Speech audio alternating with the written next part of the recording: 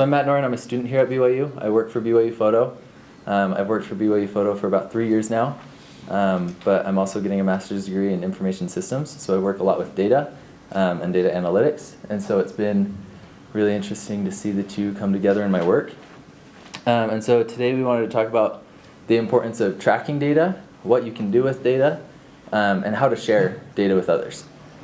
So a couple of the main points I'm going to talk about is using data to communicate with administration and your bosses, anyone above you who's important in decision making, when you might need something, you might need assistance, stuff like that. So what happens if you buy a car with no odometer? What would happen if you bought a car with no odometer? You get speeding tickets. You get speeding tickets? Oh, no, odometer? Odometer, yeah. You wouldn't know when to get your oil changed. Yeah, you don't know when to get your oil changed, you don't know when to rotate your tires. You wouldn't be able to sell it. You wouldn't be able to sell it, exactly. You wouldn't know how much it's worth. You're screwed if the gas tank, if the gas gauge breaks. You have Exactly. no idea how far you've traveled. Exactly. So your car tracks these things for you automatically, right? And if those things aren't working, you get your check engine light, okay? So you take your car in, and they have a little device that they plug into your car, and it tells them exactly what's wrong with it, right? Because your car is keeping track of all this information.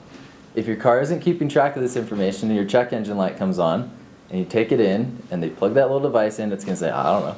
I'm not keeping track of this. I don't know. I don't know what's wrong with it. You can figure it out. So as photographers, sometimes I feel like we're this. We don't keep track of everything, and so when something comes up, we don't have the data to support what happened, right? And I do this too. Like, this is something I'm still working on. So we're photographers. We're emotional, okay? We make emotional decisions. We go on gut feelings. We don't always make logical decisions in our photo shoots because we don't have to, right? Like, we're creatives. We don't have to make logical decisions when we're making imagery. So we don't want our check engine light to come on. How many of you are familiar with this? How many of you guys have seen something like this before, right?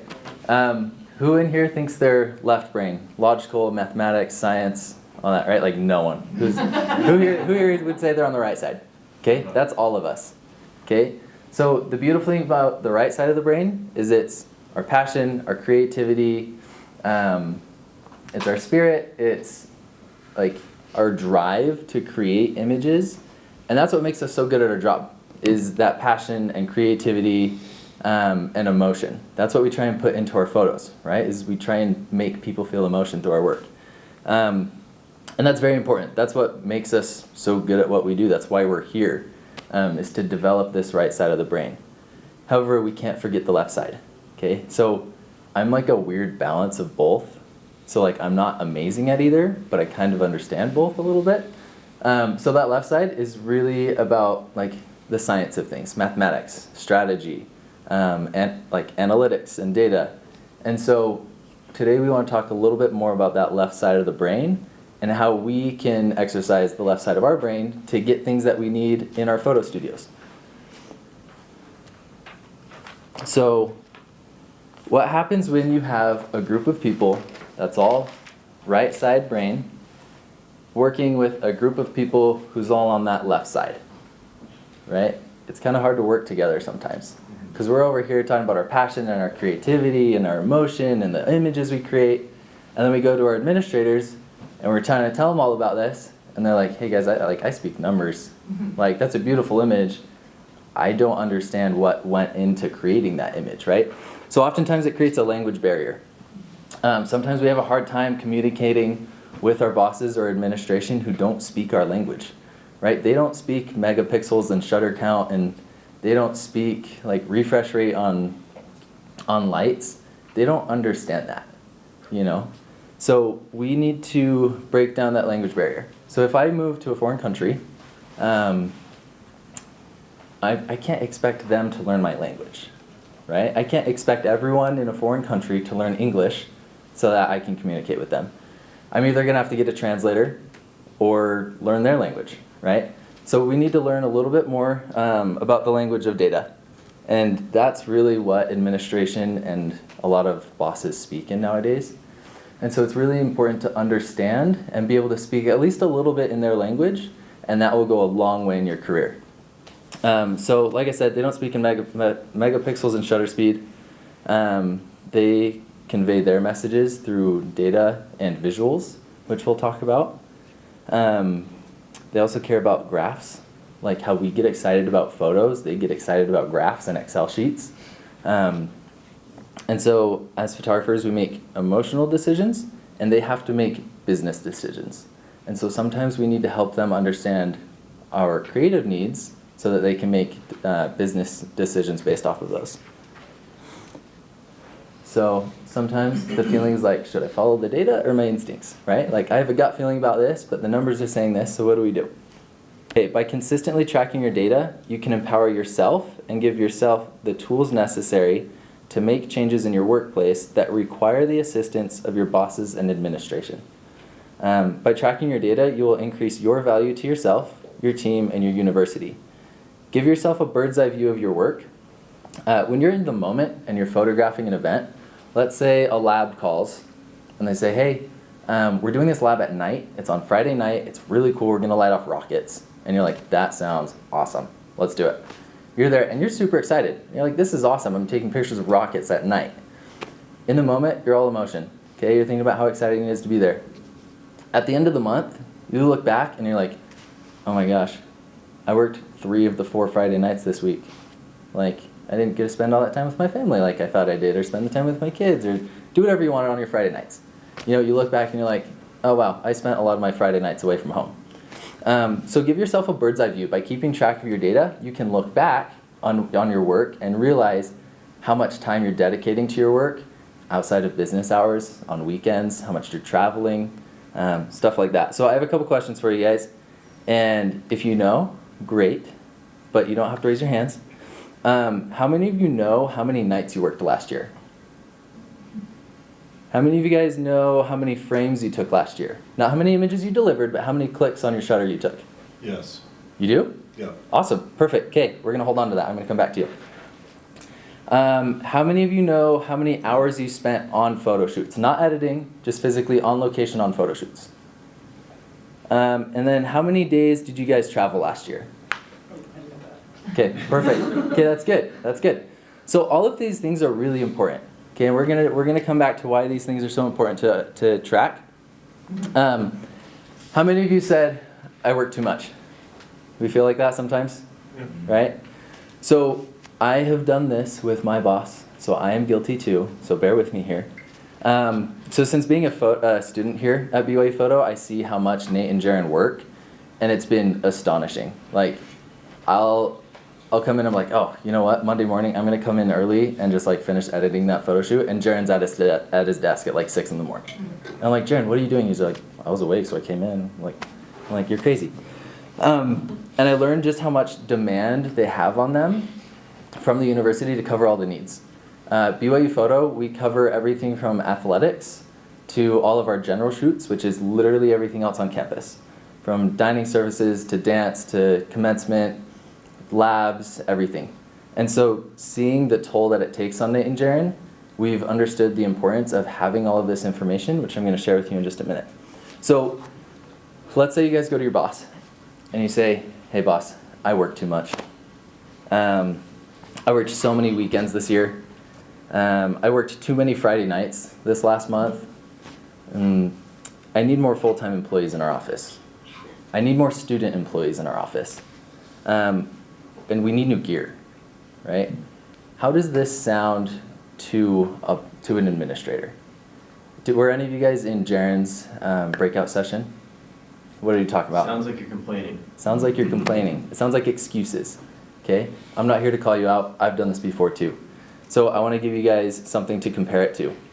Imagine you go to your boss, imagine you go to your administrator and you say something along the lines of, hey, I worked 201 photo shoots this past year. What if you said, I traveled 78 days this last year. Last year, I worked 70 times outside of normal business hours. What if you said, this last year, I worked on 36 weekends. And then, let's say you want to talk about gear. You can go to them and say, hey, I just want to help you understand something. My camera has a lifespan. It breaks down, it wears down over time. My camera has a lifespan of about 500,000 photos, It's currently at 592,000 images. How do these sound? How do these compare to what I first said to how I said it now? All of these numbers are actually the statistics of Jaren last year. He traveled 78 days. He worked 36 weekends. So you can see the stark difference between the first one, because the first set of phrases, it carries weight to us. We know how much we work. We know how much effort we put in. We know how many nights we put in. But unless we can quantify it, it doesn't get our message across. So this is what I deal with. Okay, so all these fancy terms, this is what I deal with in my school, this is what I deal with in work. I don't want you guys to worry about this, okay? Don't feel like you have to go home after this and take a data analytics course or go understand data engineering. You don't have to do any of that, and I don't want you to. Okay, I want you guys to just remember these three things. I want you to understand the importance of tracking, visualizing, and sharing. That's it. If you take anything away from today, it's this. So we're going to jump into it. So tracking, there's a couple of things to consider, and then there's a couple of things to remember. So first off, things to consider, what are your goals? Okay, we're all here for a reason, right? We're all here at the symposium for a reason. We want to learn. Within your office, think to yourself, do you work alone? Do you work with a team? Do you have student photographers? What kind of gear situation are you in? Come up with your goals. Is it to hire a student intern? Is it to hire another full-timer? By understanding what your goals are, that's going to help you shape what kind of data you track. Okay, if it's equipment, you're going to want to track your shutter count. And not just by plugging in your camera every once in a while. That's great, but it's a lot faster if you just keep track of it after every single photo shoot, and I'll show you how to do that.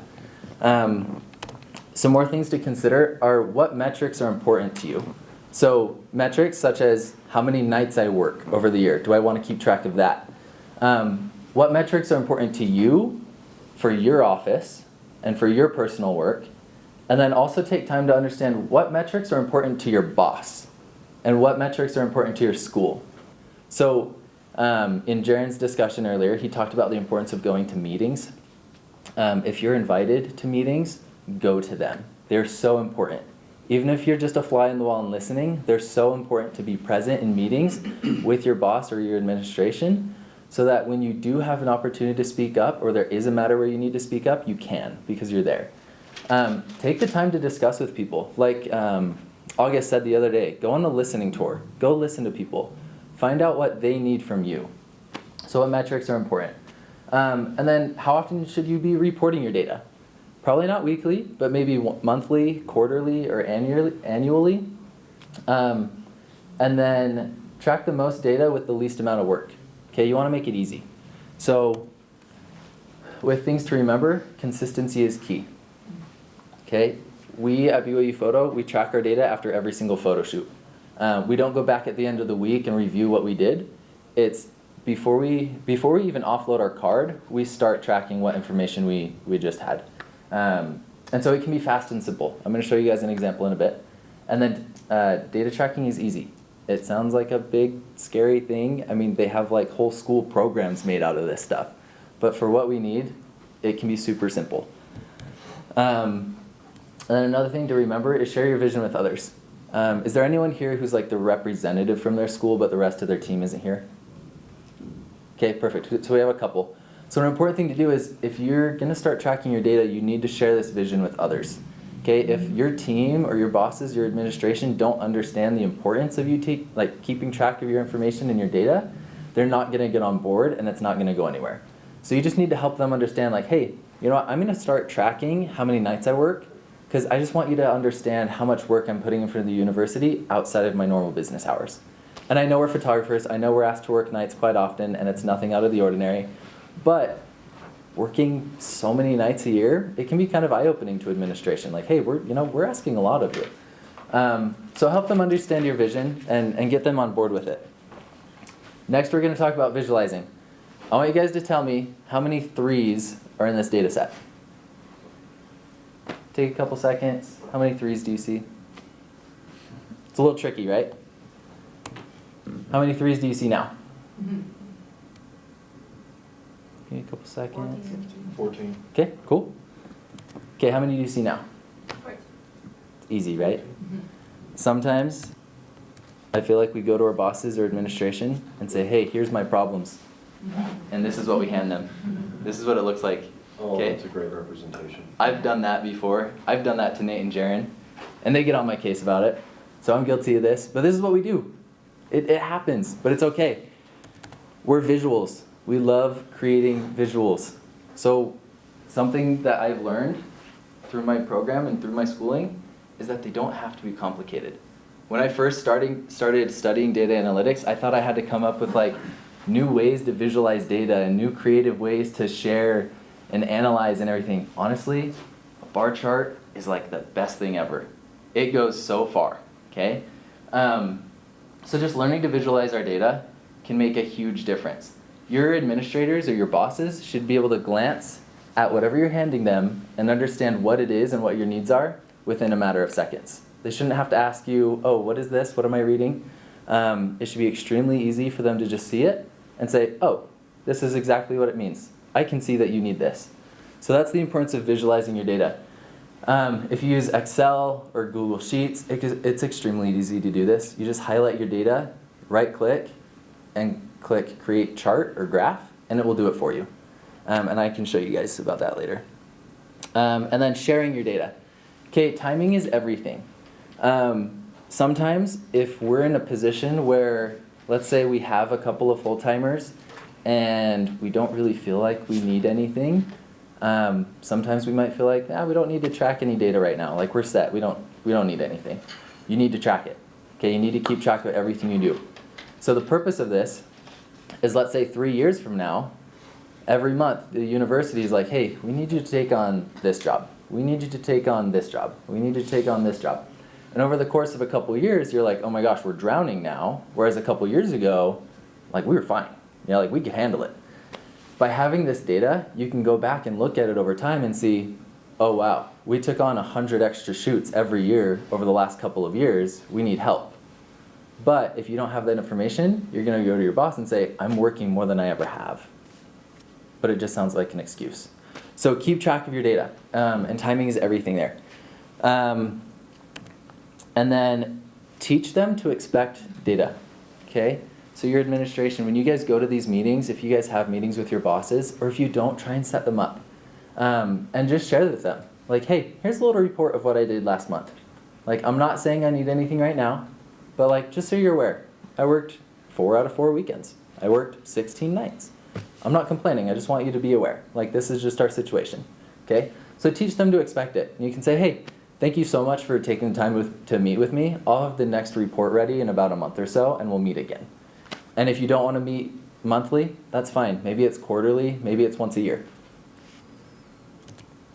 And then track year-to-year changes, okay? This is kind of going back on what I was talking about earlier, but this is super important. When we're kind of in the grind of working, it's kind of hard to see how much work we're really putting in or how much work we're really taking on when it's just day-to-day or week-to-week. Because from this week, if we have 5 shoots, to next week, if we have 6 shoots, it's not that big of a deal, right? It's just one more photo shoot.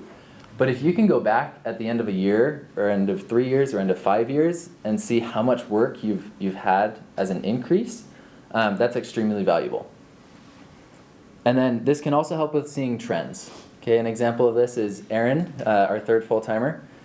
He used to work at BYU Broadcasting, and he started at BYU Photo as a student. So he used our tracking system, and then he got a job at BYU Broadcasting, and he adapted it for his needs there.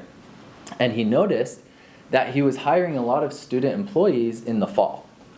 And he thought that was the best time to do it. But then at the end of a couple years, he realized that he had absolutely no need to hire student employees in the fall. He was doing it because it was convenient, but they weren't getting a lot of jobs in the fall, so they didn't need the help. So he was actually able to save a couple months worth of student wages by waiting until early spring and hiring the student employees then. And that's when a lot of the jobs were pouring in, and that's when he needed the help. So being able to look back on data and see trends is extremely important as well. And then lastly, never delete your data. Okay? I don't ever want you to delete your data. Please. Keep it in Excel or OneDrive. They're great places to store your information. They don't take up a lot of space, It's like a couple of megabytes, which is like tiny. It's like one photo on an R5. I promise you. Like it's not a lot. Never delete it. You're never gonna know when you need it. We've had requests asking like, hey, what was this photo shoot from like 15 years ago? All I have is the file name, and we're able to go back and find it. And without this, like we would never know how to do that. So I want to do a quick demo with you guys and show you a little bit about what we do at BYU Photo and how we keep track of all this information and how easy it can be. Okay, great. So I'm going to show you guys what we do here at BYU Photo. This is one of our shoot logs that goes back to 2008 and 2009. You can see here just how simple it is. This is one of our first shoot logs that we've ever used. It records a couple of things, everything from date, file, description, photographer, frames, hours, type, department, contact info, charge, and build. So this is we charge for the photo shoot.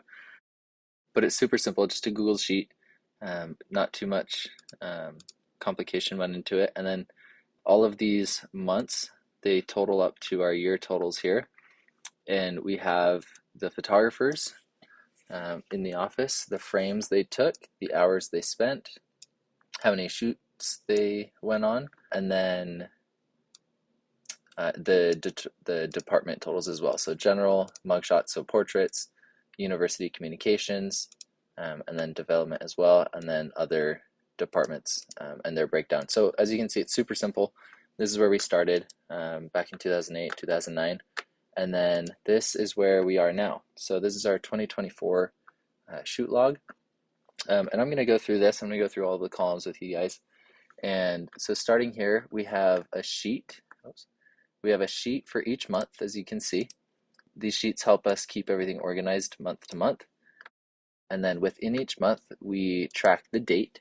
This is super important so that if anyone contacts our office and says, hey, there was a photo shoot of a speech I gave on January 13th, do you guys have those photos? We can go to the 13th and see if we were even there. And then furthermore, this is probably our most important column right here. This is our file number column. This is what helps us name all of our photo shoots and keeps everything in check. This is also super important for our DAM system, and this is crucial to how we keep everything organized. So going over this, this is how each file is named. Each photo shoot gets a unique name so that we never have any duplicates of photo shoots. And so what we do is we start with the year, so 2024, so that's why we have 24, and then the month, 01, and then dash the shoot number within that month. So this right here, the Canon 10-20 lens review, that was the first photo or video shoot that we did in the month of January. So that's going to be the first shoot right there, as you can see. Now what we do is every subsequent shoot that we do just increases one number there. So that way, years from now, if anyone contacts our office and they're like, hey, I have this photo, I'd love to get it printed, or can you tell me more about the photo shoot? We can go in and use that file name that they sent us, and we can find, and we'll know exactly what year, month, and which photo shoot it was taken as. So it's super easy to help us find our photo shoots, super organized. And then just explaining a little bit more about this, you can see here that some of these have dashes. This means that they're for sports. So we have our DAM system split up into two sections. We have our general photo shoots and our sports photo shoots. So our general photo shoots consist of anything that's campus related or anything that isn't athletics related, essentially. And so that's what we number with these files here. And then in our DAM system, we have our system organized by year. So you click on the 2024 folder, and then we have all our months, and then you can click into each month, and then you'll see all of these photo shoots within each month. So it's super organized that way. But then for the dashes, this means it's athletics. So for our athletics section, they don't get shoot numbers. Okay, they just get basically their shoot number built into the file name for the shoot name, and so in the description. So as you can see here, this is 2023-2024 women's basketball versus Iowa State. This means that this was the women's basketball 2023-2024 season, and then the sport is women's basketball, and then versus Iowa State. So then the way that's set up in our DAM system is when you click on the sports folder, you'll see folders for all of the sports. So then you can click on women's basketball, and then you'll see folders for all of their seasons. And then if you click on the 2023-2024 season folder, you'll be able to find this photo shoot right here versus Iowa State. So that's how that's set up. The way this helps us is that there's never any duplicates. So it's extremely valuable to keeping our system organized. Okay, then we have a description column. This just helps us understand and know what the shoot was about. It's kind of like a shoot title, but we actually name our files with this for the general shoots. That way we don't have to type everything out, and then we always put the description into the metadata. We have our column for photographers. This is super helpful to know who the photographer was, and the way we've set this up is just a drop-down menu, so you can go in and easily click on who the photographer was, and you don't have to type that in every time. Or, keeping it simple, you can start typing in who the photographer is, and then just click enter, and it will auto-populate it.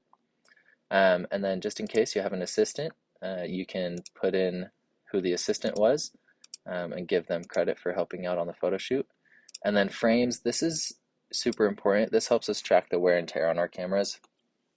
Frames counts the total number of frames that were shot on a photo shoot. It doesn't count how many frames we delivered. We find it more important for our office and our needs to track how many frames were taken rather than how many images were delivered. So that can help us understand the lifespan of our cameras. Our full-time employees each have their own kits, so we can know that Nate took 10 more frames right here on his camera, and that way we can kind of track the lifespan of his equipment. Student photographers, they kind of have the hand-me-down kits, so we're not too concerned with tracking the lifespan of those since they are kind of hand-me-downs after the full-time employees have used them for years. And then our hours column, this is how many hours were spent physically on location at the photo shoot. So this does not count time for planning or editing. This is just time spent on the photo shoot. So for example, this women's basketball versus Oklahoma game right here, Donovan took 15,000 frames, and he spent 3 hours at the basketball game. Then we have assistant hours. So Jaron right here, as he assisted, we can keep track of how many hours he spent. We should actually have a 1 right there. And then travel days. This is super important too. So we can keep track of how often employees are traveling. So we can see here that Nate spent 2 days traveling for the men's basketball game versus Texas Tech. And this just helps us keep track of who's traveling, how often they're traveling, and kind of the demand on our office for traveling and being outside of the office.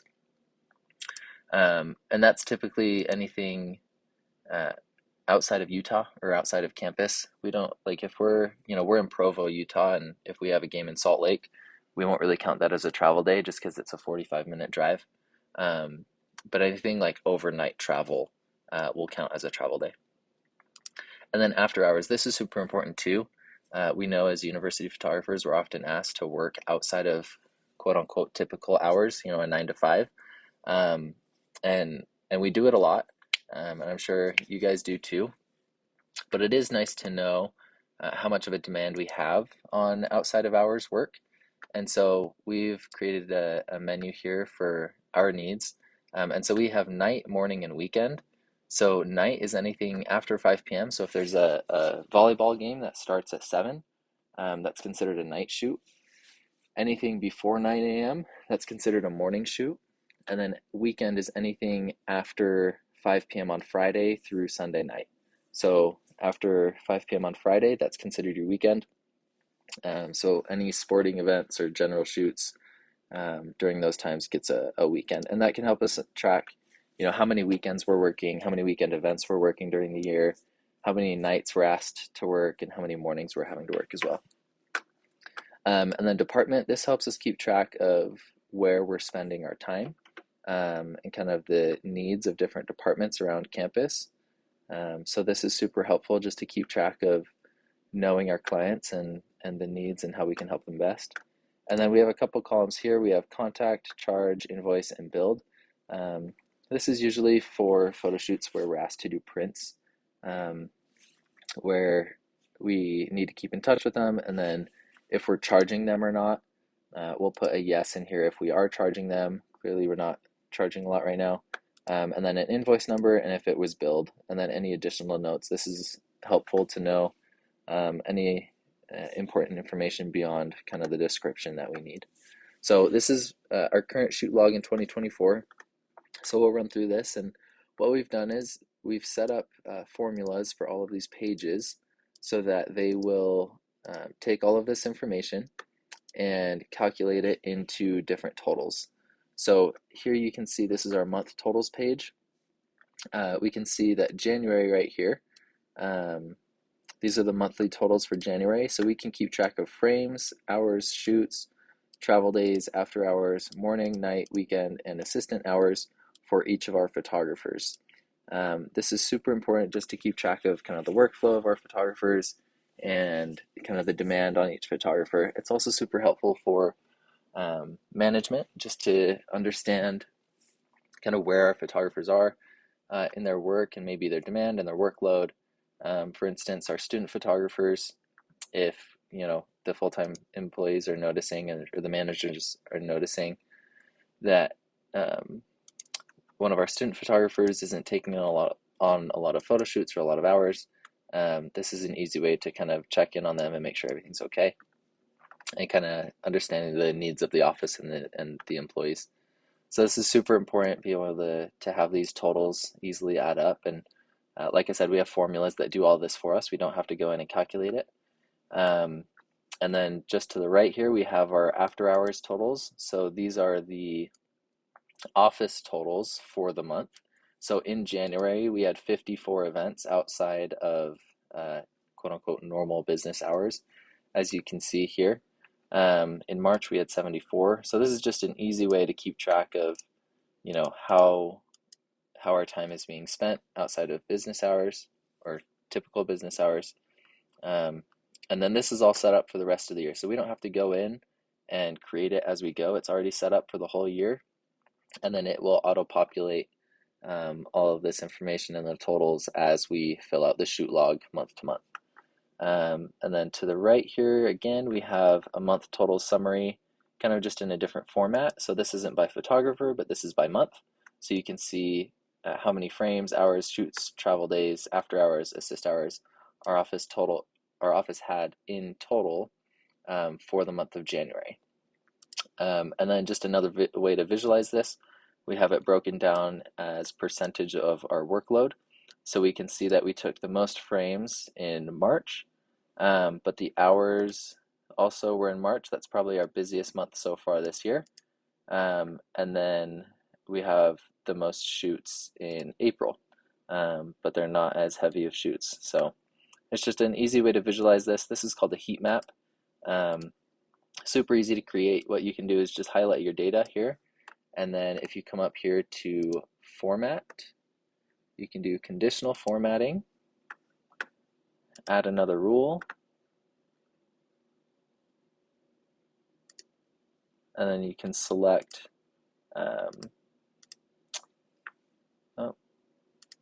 there we go, color scale. You can select what kind of color scale you want. So you can see that red is kind of the highest.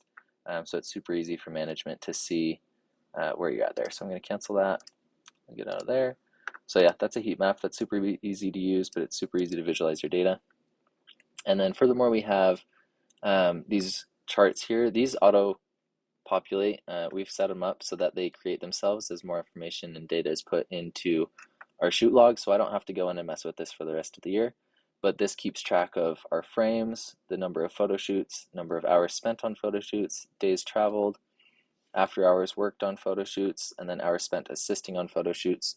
And this is just an easy way to visualize our workload, and it helps us understand the busiest times of the year, and that's something that we can do at a super quick glance. So that's super nice to have. And then I'm going to jump over to a blank version here for our department totals. We have another page here with departments, and so what you can do is in any of these green slots you can put the department. So each green section can be for a different college or a different department, and it will keep track of all of them in these different graphs that it will create. So these are mostly pie charts for the number of shoots that each department has, the number of hours you've spent with each department, and the number of frames taken for each department. And these, like I said, these will auto-populate as you fill this information out. And so what you can do is you can just put the departments here. So let's say we do like men's basketball. I'll show you guys. So we can do men's basketball there. And then in your shoot log, as you're filling out the information, when you click on this drop down, you can see men's basketball auto-populated right there. And then that will keep track of that. So here it counts how many there were. So we've done one photo shoot for men's basketball.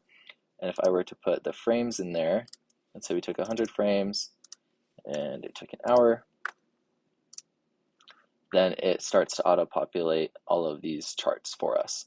So that's super helpful. So if you want, you can go in and fill out all of the departments. This section right here is for our athletics. So we have all of our sports teams here. And then here we have like College of Engineering, College of Music, College of Fine Arts, and you can put in kind of the different departments within each college. And you don't need to put anything here in the white. This is all auto-calculated and populated from the month sheets. And then furthermore, here in the red, don't change anything in the red. You don't need to touch anything here.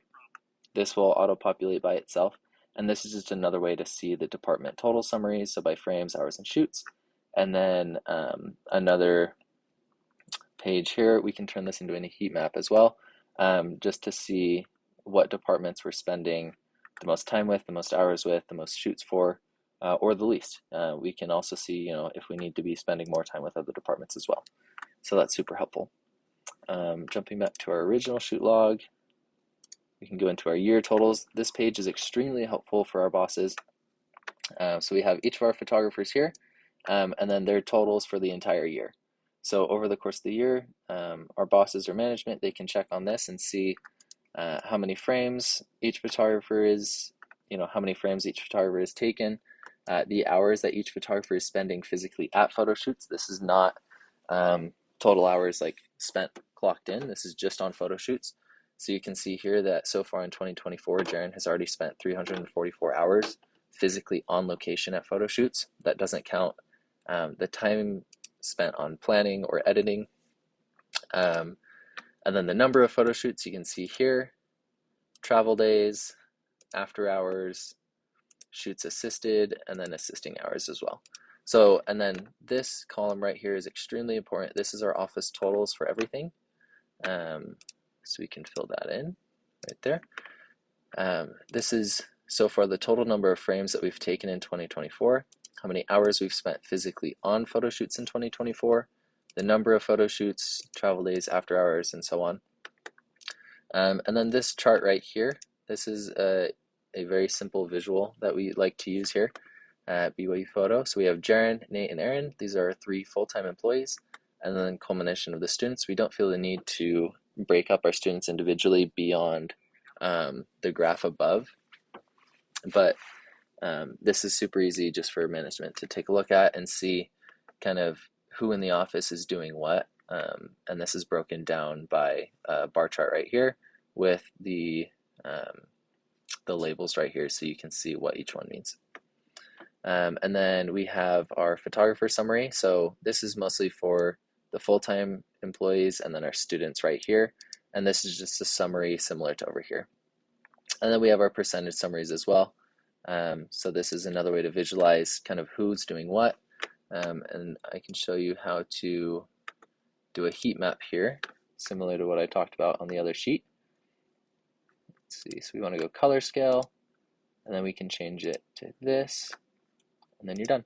So you can see here that students are doing a lot of assisting hours. This is a great way for our students to learn.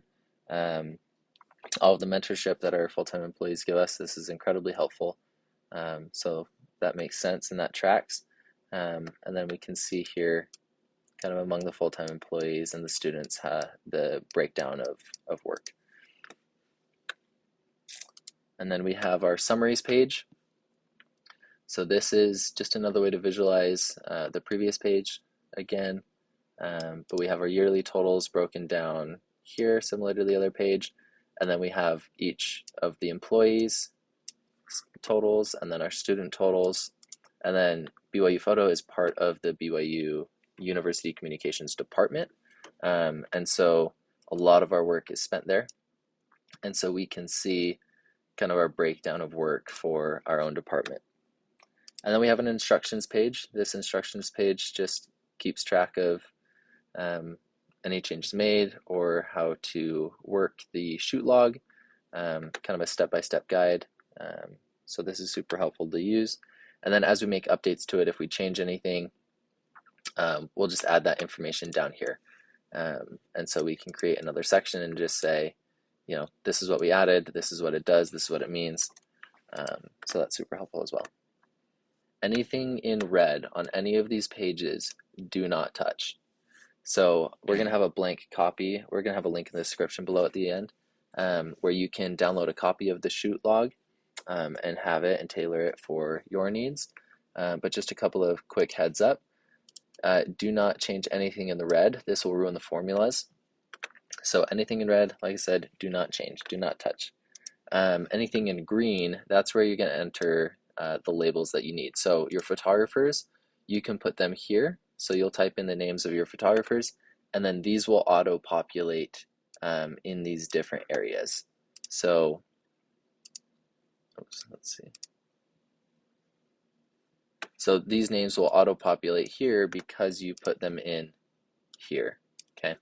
Hopefully that makes sense. And then same thing over here, like I said, the green slots, you can put all your departments in and break them out down by different universities or groups, whatever you need. And then they will auto-populate into these red slots, and they will also auto-populate into the drop-down menus here. Same thing with the photographer. As you put the names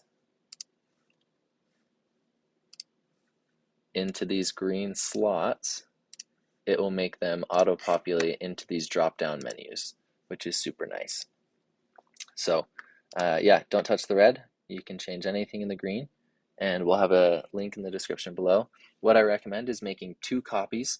So make 1 copy and keep it on your drive and never touch it. Don't put any data into it. Just keep that as a blank template for your year to year. So when 2025 rolls around, you can just make another copy from that blank template. And then from that secondary copy, that's where you'll tailor it to each year and put all of your information in.